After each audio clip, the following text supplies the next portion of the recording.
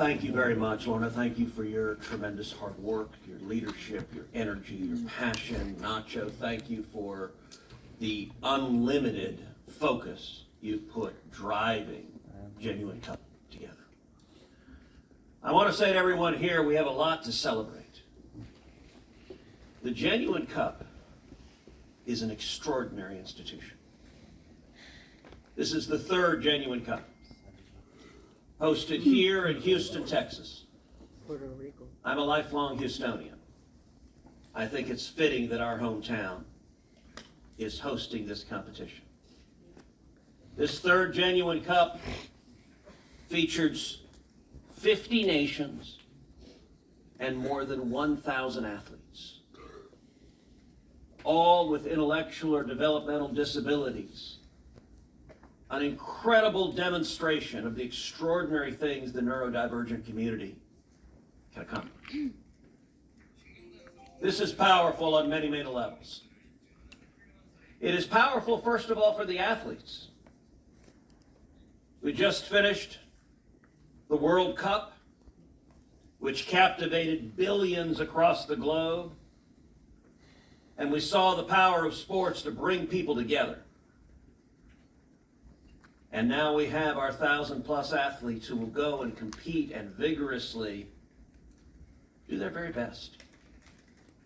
That will make a difference in the lives of each and every one of these athletes. This experience, competing on the world stage, is powerful. This will also make a difference in the lives of the families of each of these athletes. Families who've traveled this journey of raising children and dealing with the obstacles, dealing with the impediments, dealing with the accomplishments, dealing with the joys and the tears that come in any child's life. For the parents who are here, I know the pride that you're feeling as you look down on the field and you see your child performing at an extraordinary level, and you see the joy that they are experiencing competing in the Genuine Cup. But more broadly than that, this tournament doesn't just impact the athletes, doesn't just impact the parents and the families. This tournament impacts the community and the world. Look, for a long time, people have looked to those with disabilities and looked at them as less than. Looked at them with a level of stigma that could make it very difficult to go to school, very difficult to go to work, very difficult to feel that others are not judging you some way. And my real hope for this tournament is the impact of the people that turn it on and see the celebration and see what the neurodivergent community is capable of. And understand that all of us, regardless of skin color, regardless of sex, regardless of religion, regardless of disability, all of us are human beings and God's creatures, and every single one of us has a real and meaningful contribution to give to our brothers and sisters around us. So yes, you're playing soccer, and I recognize I'm an American, so I call it soccer. I did chuckle during the World Cup. One person tweeted a new rule that said if the United States beats any country in the World Cup for the next 4 years, they have to call it soccer. I thought that was pretty amusing, actually. But you're doing a lot more than simply engage in athletics. You are demonstrating not just what you're capable of, but what others facing similar issues are capable of as well. You are changing people's minds. You are changing attitudes of life. 34 years ago, the Americans with Disability Act was signed. George Herbert Walker Bush, a Houstonian, signed that into law, a Republican. I knew President George Herbert Walker Bush very well. He loved the disability community. The two leading members of the Bush administration behind the ADA were Dick Thornburgh, who was the Attorney General. Dick's wife, Ginny Thornburgh, had a passion for those with disabilities. For years led a national disability organization fighting for those with disabilities. And then Boyden Gray, who was George Herbert Walker Bush's White House counsel and one of his very closest friends. Boyden and Dick together wrote the Americans with Disability Act and got it passed into law, giving foundational civil rights, protections, accessibility protections for those with disabilities. In the year 2000, I was a young policy staffer on the George W. Bush campaign. I was all of 29 years old, and I had responsibility for domestic policy, and that included disability policy. And George W. Bush decided as he was campaigning for president in 2000 that he wanted to make disability policy a major element of the platform on which he was running. And so he came to me as a young staffer and he said, can you work to develop and craft a policy proposal to get us there? I spent the better part of a year meeting with Dick Thornburgh, meeting with Ginny Thornburgh, meeting with Boyden Gray, meeting with disability activists in Texas and nationally, and listening and trying to compile the best ideas. And I will say, in my view, there is a philosophical question at the outset that matters enormously. There are two approaches to dealing with disability policy. One approach is an approach that unfortunately produces dependency. An approach that has those receiving benefits and assistance in a position where they are dependent and entirely reliant on the government, entirely reliant on someone else for their needs and what they're able to do in life. That's an approach that usually comes from noble intentions. But I think the data and evidence show it's not the best approach for the people receiving it. There is another approach to disability policy, which is an empowerment approach. And it's an approach that says those with disabilities ought to be able to live with the maximum independence possible. That may not be 100% independence, depending on the kind of disability and the level of disability. You may need some assistance. But as a principle, as much independence as possible, that's what should be encouraged. That also means we should encourage the accumulations of savings and assets. We should encourage work. I think almost every person has a desire in their heart to work, to do something meaningful. There's a dignity that comes from work. So I think we're not helping the disability community if we set up government programs that discourage work.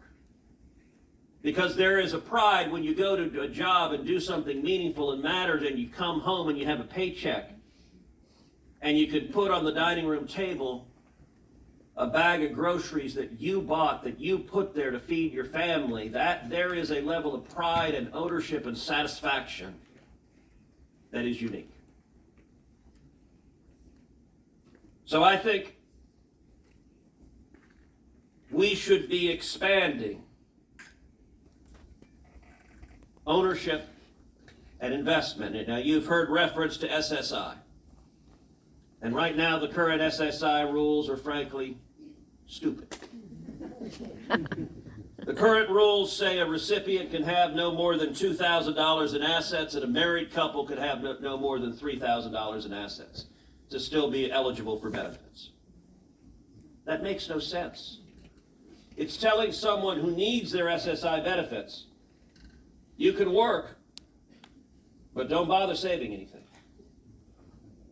Because if you save anything, your benefits are going away. It's also telling a person with disabilities, if you get married, The federal government is going to penalize you because separately you could have 2,000 apiece, but together you only get 3,000. That makes no sense. That's why I was proud to co-sponsor the SSI Savings Penalty Elimination Act.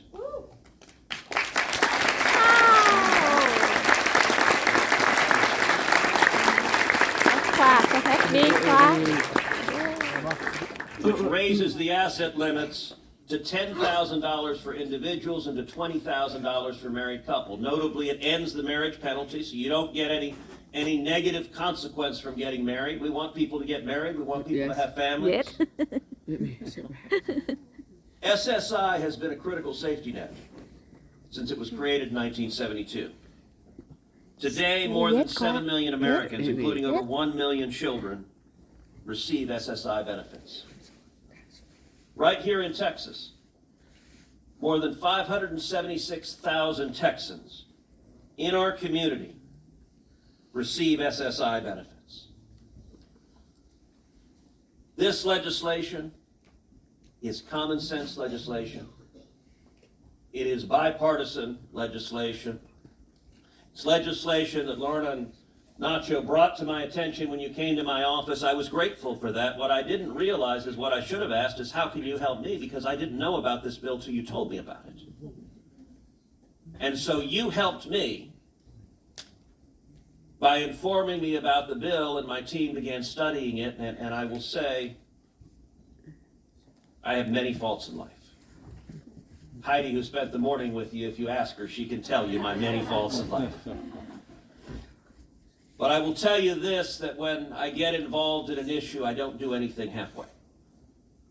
So the fact that I am supporting this legislation means that I'm going to push and fight, and mark my words, we're going to get this done.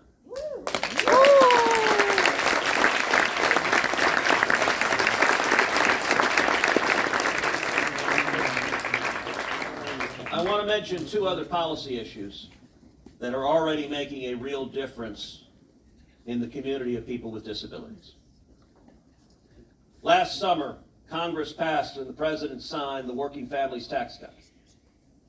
It included a number of provisions that I wrote that impact the disability community very directly. One of those provisions concerns 529 savings accounts. Now, 529 savings accounts are accounts that parents and families can save for college in a tax-advantaged way. And they used to be just limited to college. Well, in 2017, I introduced an amendment to change 529 savings plans so that they would apply to K through 12 education as well. That amendment passed in 2017, and it was the most far-reaching federal school choice legislation that had ever passed. Fast forward to 2025. In 2025, I passed more legislation to expand college 529 savings accounts so that instead of $10,000 a year, you can save up to $20,000 a year. And to expand what you can spend those savings on, including educational services for children with disabilities, so that you have a tax-advantaged way to save and see your savings increase with compound growth and be able to devote it. Look, as many of you know, dealing with disabilities can be expensive, can be challenging, can require additional resources that are not necessarily required for a child without disabilities. And so this avenue empowers parents to be able to invest and receive the services and help they need. But secondly, I also wrote in the Working Families Tax Cut a provision that is the single biggest federal school choice law enacted in history. Starting next year,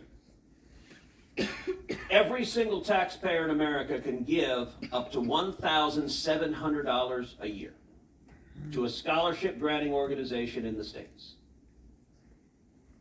If you do so, you get a dollar for dollar tax credit. Now, not a deduction, a credit. What does that mean? That means if you write a check for $1,700, you owe $1,700 less to the federal government. So from your perspective, the money is free. It costs you nothing. What is that going to do? This starts January of next year. We are going to see tens of billions of dollars of new scholarships in the states for K through 12 education.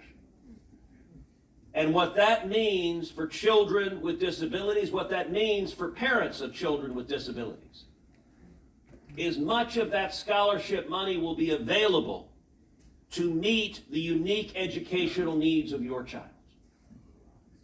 That money, those additional resources, parents and children will make different determinations. Some will choose to go to the local public school. Others may choose to go to a private school. Others may choose to go to a school with special additional resources focusing on those with disabilities. At the end of the day, I think the parents are the best situated to make those determinations. You know your child, you know the needs of your child. I'm reminded years ago, Phil Graham, former great senator from Texas, was at a hearing. And there was a witness, this very left-wing academic, round glasses, scraggly beard. And Phil Graham says, just kind of off the cuff, well, you know, I love my kids more than you do.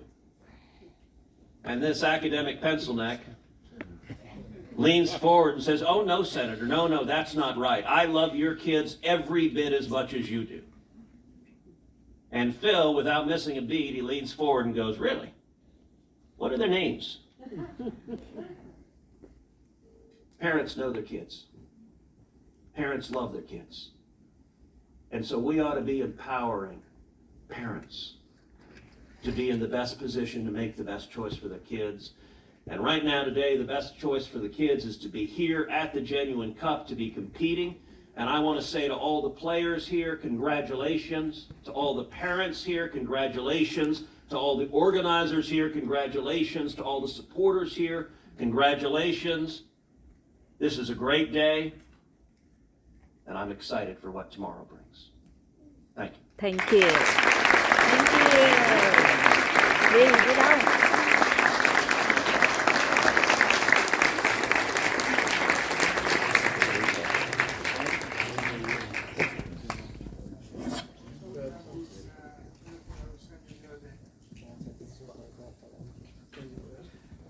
Hey, Senator, thank you. Thanks a lot for making the time. Thank you for the speech, and thank you for the commitment.